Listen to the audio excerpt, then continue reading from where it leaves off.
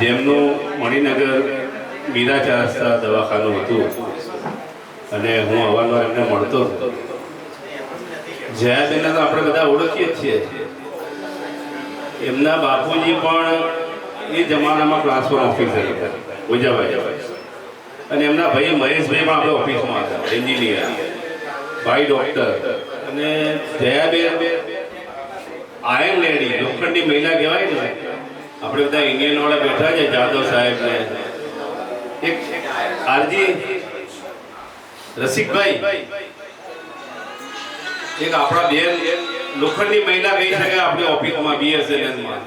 એમને એટલી સ્ટ્રગલ કરેલી છે ઇન્ડિયનમાં બી, લોકોના પ્રશ્નો માટે એમને આમણત ઉપવાસ ચાલુ કર્યા હતા એકે, એનો સાક્ષી છું.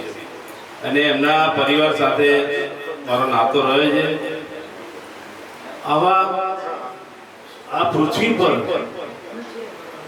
આવા મહિલા કે કોઈ પુરુષ બહુ ઓછા લોકો આવા અવતાર લેતા હોય એવું માનું. આપણે બધા જ આજે એમને અંજલિ આપવા માટે ભેગા થયા છીએ. ખૂબ જ કરુણ પ્રસંગ કહી શકાય.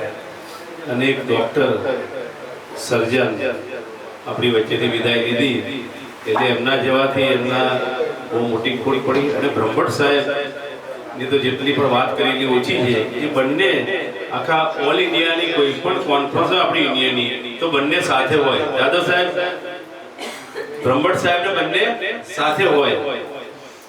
અને એમાં તો અમે કેટલા બધા પ્રવાસ કર્યા ઇન્ડિયનના લીધે એમની સાથે. અને જ્યાં પણ જાય, ભોપાલ ગયા હોય, દિલ્હી ગયા હોય, કન્યાકુમારી, ત્રિવેન્દ્રમ ગયા હોય, કોઈમ્બતુર ગયા હોય, બધી જગ્યાએ બ્રહ્મભટ્ટ અને જયાબેન બંને સક્રિય રીતે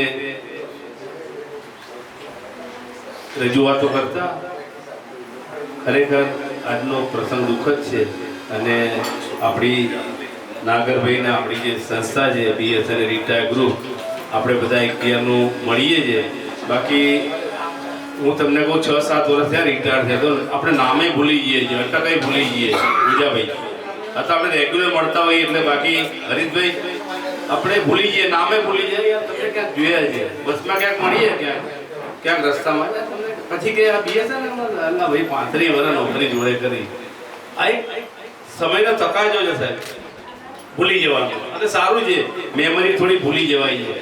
નહીં તો પેલા મોબાઈલના કાર્ડ જેવું છે, બધી મેમરી બધી ફૂલ થઈ જાય તો કાર્ડ પાછું ચોકઅપ થઈ જાય. બરાબર. એટલે બ્રહ્મભટ્ટ સાહેબ આપણી વચ્ચેની વિદાય લીધી. અને આજે જયાબેનના બ્રધર આપણી વચ્ચે વિદાય લીધી. એમને અંજલિ રૂપે ગીત રજૂ કરું છું.